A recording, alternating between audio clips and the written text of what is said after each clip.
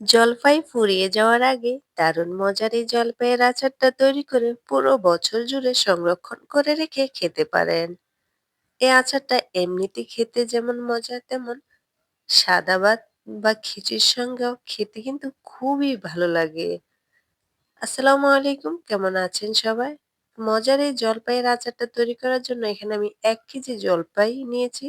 জলপাইগুলো ভালোভাবে ধুয়ে নিয়েছি। একটা ছুরির সাহায্যে জলপাইগুলো আমি একটু কেটে কেটে দিয়েছি। পরিমাণ মতো পানি দিয়ে সিদ্ধ করে নিচ্ছি।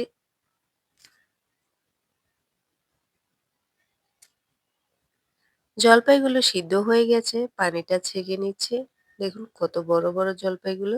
চুলায় একটা ফ্রাই প্যান বসিয়ে দিয়েছি। এর মধ্যে পরিমাণ মতো দিয়ে দিচ্ছি সরিষার তেল। এই আচারটা তৈরি করতে তেলের পরিমাণটা একটু বেশি করে দিতে হবে। দিয়ে দিচ্ছি 1 চামচ পাঁচফোড়ন। এখানে আমি কিছুটা শুকনো মরিচ, রসুনের কোয়া, দারচিনি ২ টুকরো, একটা তেজপাতা, ২ লবঙ্গ আর ২ সাদা এলাচ। এরপর মসলাগুলো ভালোভাবে একটু ভেজে নিব। মসলাগুলো ভাজা হয়ে আসলে এ পর্যায়ে সিদ্ধ করে নেওয়া জলপাইগুলো তেলের মধ্যে দিয়ে দিব।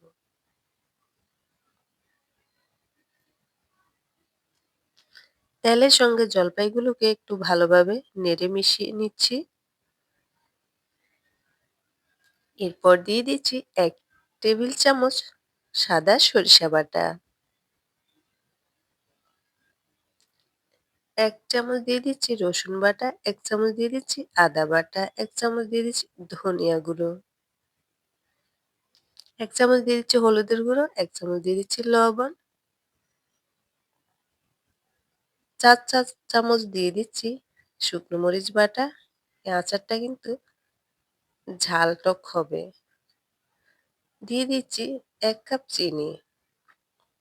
যেহেতু এই আচারটা ঝাল টক হবে তাই আমি ১ কাপ চিনি ব্যবহার করছি। এতে বেশি একটা মিষ্টি হবে না। ঝাল টক আচার হবে। এরপর সবকিছু ভালোভাবে মিশিয়ে নিচ্ছি।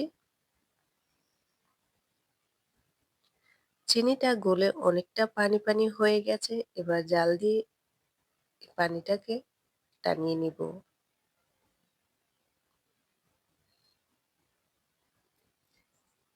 এই আচারটা কিন্তু বেশি নাড়া যাবে না, তাহলে জলপাইগুলো গলে যাবে। মাঝে মাঝে একটু নেড়ে দিলেই হবে। মাঝে মাঝে নেড়ে আমি জলপাইয়ের আচারটা তৈরি করে নিয়েছি। এই পর্যায়ে ১ চামচ পরিমাণ দিয়ে দিচ্ছি ভিনেগার। ভিনেগারটা দিয়ে আবার ভালোভাবে একটু নেড়ে মিশিয়ে নিচ্ছি। এ পর্যায়ে দিয়ে দিচ্ছি ৫ ফোড়নের গুঁড়ো। ভালোভাবে মিশিয়ে নিচ্ছি। আচারটা হয়ে গেছে, এরপর নামিয়ে নিব। দেখুন কতটা সুন্দর হয়েছে। এই আচারটা কিন্তু খেতে অসাধারণ লাগছে। এভাবে বাসায় বানিয়ে কিন্তু ট্রাই করে দেখতে পারেন। তো আজকের মতো এ পর্যন্ত, সবাই ভালো থাকবেন।